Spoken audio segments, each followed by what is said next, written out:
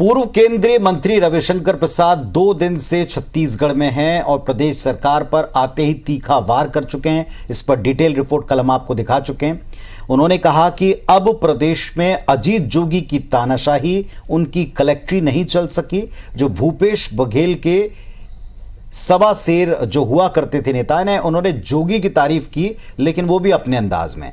भूपेश बघेल की तानाशाही क्या चलेगी, वो कहना ही चाहते थे कि जब उनकी नहीं चली तो इनकी क्या चल पाएगी। बिल्कुल, रविशंकर प्रसाद ने कहा कि भाजपा निर्णायक बहुमत से सरकार बनाने जा रही है और उनसे बातचीत की हमारे संवाददाता राजेश राज ने। सर हमारे साथ हैं और बातचीत करेंगे। 3 विधानसभा आपने देखा, सर क्या स्थिति लग रही है, क्या आकलन है? बहुत ही अच्छी स्थिति है, बहुत ही अच्छी स्थिति है। कार्यकर्ता में उत्साह है, आप देख रहे हैं। निर्णायक जीत होगी, भाजपा की सरकार बनने जा रही है। भूपेश बघेल जी कहते हैं कि किसान के लिए और छत्तीसगढ़ियावाद के लिए उन्होंने जो किया बीजेपी के पास काट नहीं। भ्रष्टाचार के लिए किया, बाकी कुछ के नहीं के लिए किया, अपनी कुर्सी के लिए किया। किसानों के अकाउंट में पैसा मोदी जी भेजते हैं। आज भी जो एमएसपी आता है वो भारत देती है, और हमारे प्रधानमंत्री ने कहा है किसानों का हर हम धान खरीदेंगे।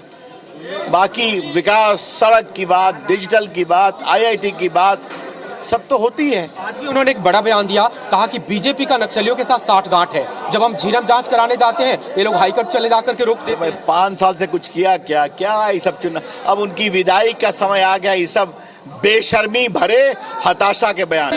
जोगी जी के उदाहरण दिया आपने। जोगी का मॉडल था, भूपेश बघेल से जोगी सवा शेर थे। जब उनकी तानाशाही नहीं चली, उनकी कलेक्ट्री नहीं चली, उनकी विरोधियों की पिटाई नहीं चली, हार गए, इनका क्या होगा। ये पूर्व मंत्री रविशंकर प्रसाद जी हैं और इन्होंने कहा कि जब जोगी की नहीं चली तो फिर भूपेश बघेल की तानाशाही कैसे चलेगी, और ये भी कहा कि अब छत्तीसगढ़ में उनकी विदाई तय है।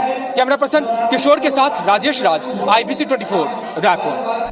तो पुनीत, यहाँ पर एक महत्वपूर्ण बात यह भी है कि रविशंकर प्रसाद से हमारे संवाददाता ने बातचीत की और उन्होंने अपने अंदाज में ही बातचीत की है। लेकिन जिन 3 विधानसभा क्षेत्र में आज वो गए हैं, ये तीनों विधानसभा क्षेत्र वहां हैं जहां पर भारतीय जनता पार्टी के टिकट का ऐलान होने के बाद नाराजगी की स्वर के निकल के आ रहे हैं। तो वो जमीन पर देखने भी गए थे कि किस लेवल की नाराजगी वहां पर है, और वो कम से कम देख कर आए, जिसमें धरसीवा भी शामिल है, आरंग भी शामिल है, और एक और सीट, 3 सीटों पर वो गए थे नाराजगी देखने के लिए कि बीजेपी की में किस स्तर की नाराजगी वहां पर है। और बड़ी बात यह कि यही बड़े नेता, उनको ये जिम्मेदारी दी जाती है कि आप जाएं, नाराजगी को भांपें, अंदाजा लगाएं, डैमेज कंट्रोल भी करें, और जहां अनकंट्रोलेबल हो उसको रिपोर्ट भी करें। तो संभवतः उन्होंने भांप तो लिया है, पर मीडिया के सामने कैसे स्वीकार करें, तो खुलकर उन्होंने यही कहा कि सब बेहतर और बहुत बेहतर है।